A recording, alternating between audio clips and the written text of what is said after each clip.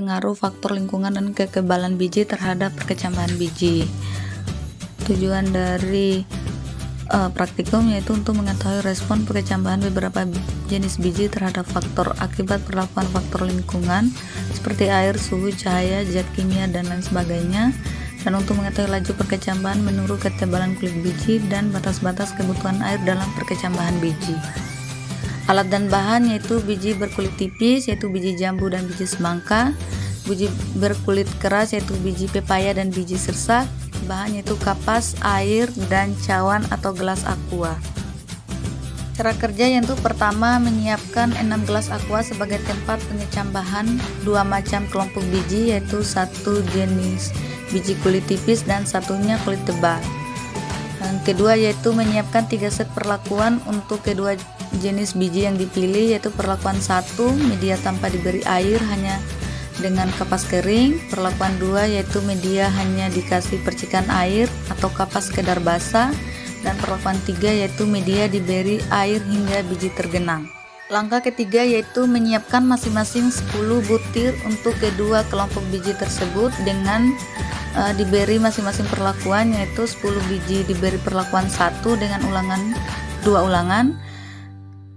Selanjutnya itu 10 biji diberi perlakuan 2 dengan 2 ulangan, dan yang ketiga itu 10 biji diberi perlakuan 3 dengan 2 ulangan, dan ditempatkan semua pada tempat yang sama dan mengamati setiap gejala yang ditunjukkan untuk tiap kelompok biji. Perkecambahan diakhiri apabila salah satu kelompok percobaan sudah berkecambah 100% dan tetap menjaga kondisi untuk unit perlakuan tetap stabil dengan mengontrol kondisi perlakuan. Dengan catatan memberi tabel atau tanda untuk tiap perlakuan untuk menghindari kekeliruan pendataan. Adapun hasil dan pembahasan, yang pertama itu hasil pengamatan bisa dilihat di tabel 1 yaitu data hasil jumlah biji yang berkecambah pada berbagai perlakuan dengan pengulangan 1 dan pengulangan 2, dan di tabel 2 yaitu rata jumlah biji yang berkecambah pada masing-masing perlakuan. Yang kedua yaitu pembahasan yang dibagi menjadi 3. Yang pertama yaitu pengaruh perbedaan pemberian air hanya dengan kapas kering, sekedar basah atau percikan dan diberi air hingga biji tergenang, di mana pemberian air atau banyak air, sedikit air atau percikan dan kering pada biji semangka, pepaya, sirsak, dan jambu biji menghasilkan pertumbuhan yang berbeda-beda. Berdasarkan persentasi pada biji semangka, pengulangan 1 dan 2 pada perlakuan 1 atau perlakuan tanpa air atau kering itu menghasilkan 0%. Persentasi pengulangan 1 dan 2 pada perlakuan 2, sedikit air atau percikan itu menghasilkan 50%, dan pada pengulangan 2 menghasilkan 60%. Persentasi pada pengulangan 1 perlakuan 3 atau basah itu menghasilkan 90%, dan pada pengulangan 2 menghasilkan 90%. Pada biji jambu, persentasi pengulangan 1 dan 2 pada perlakuan 1 atau kering itu menghasilkan 0%. Persentasi pengulangan 1 dan 2 pada perlakuan 2 atau sedikit air atau percikan itu menghasilkan 0%, dan pada pengulangan 1 pada perlakuan 3 atau banyak air atau basah itu menghasilkan 50%, dan pada pengulangan 2 menghasilkan 50%. Dan pada biji sirsak, persentase pengulangan 1 dan 2 pada perlakuan 1 tanpa air atau kering itu menghasilkan 0%. Persentase pengulangan 1 dan 2 pada perlakuan 2, sedikit air atau percikan itu menghasilkan 0%, dan persentase pada pengulangan 1 dan 2 pada perlakuan 3 atau basah itu menghasilkan 0%. Dan yang terakhir yaitu pada biji pepaya, dengan pengulangan 1 dan 2 pada perlakuan 1 atau kering itu menghasilkan 0%. Persentase pada pengulangan 1 dan 2 pada perlakuan 2, sedikit air atau percikan itu menghasilkan 0%, dan pada perlakuan 3 atau banyak air untuk pengulangan 1 menghasilkan 0%, dan untuk pengulangan 2 juga menghasilkan 0%. Yang kedua yaitu mengidentifikasi pengaruh jenis ketebalan kulit biji, di mana jenis kulit biji dibagi menjadi 2 yaitu biji berkulit tipis dan biji berkulit tebal. Pada percobaan menggunakan biji jambu dan biji semangka yang dikategorikan sebagai biji kulit tipis, sedangkan pada biji sirsak dan biji pepaya dikategorikan dalam biji kulit tebal. Data pengamatan yang diperoleh berdasarkan persentase biji kulit tebal bernilai 0%.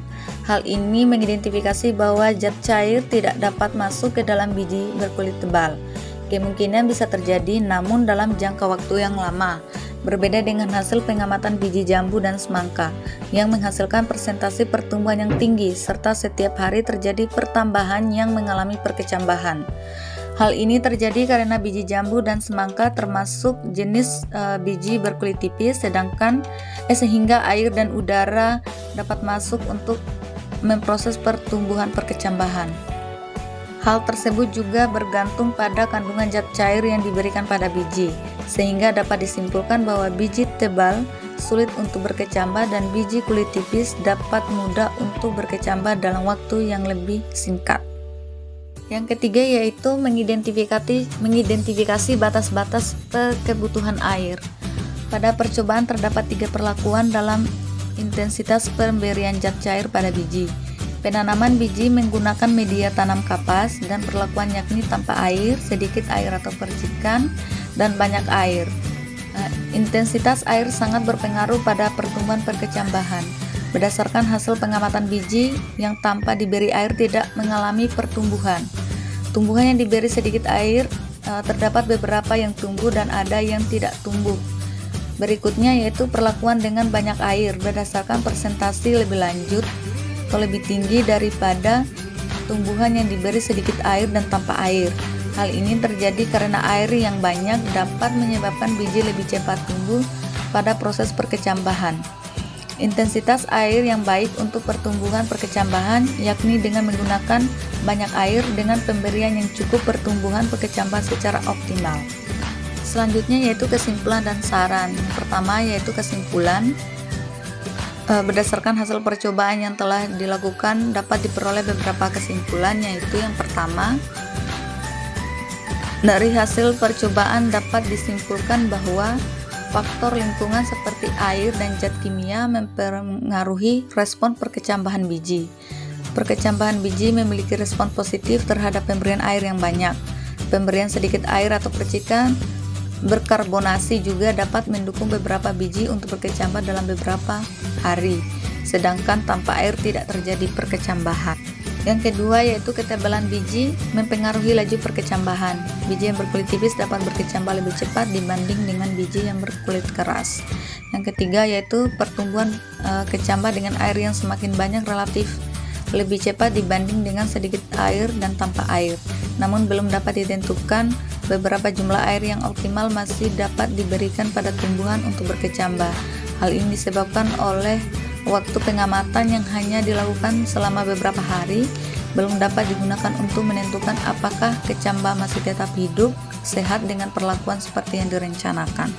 Adapun saran dari hasil praktikum yaitu percobaan ini memiliki beberapa keterbatasan dan kendala yang dihadapi oleh itu terdapat beberapa saran yang diberikan untuk percobaan lebih lanjut, yaitu yang pertama, percobaan dapat dilakukan dalam jangka waktu yang lebih panjang karena setiap jenis biji memiliki rentang waktu tumbuh yang berbeda, dan yang kedua itu perlu dilakukan percobaan lebih lanjut untuk menyelidiki pengaruh faktor lingkungan seperti cahaya dan suhu termasuk dormansi dan perkecambahan biji.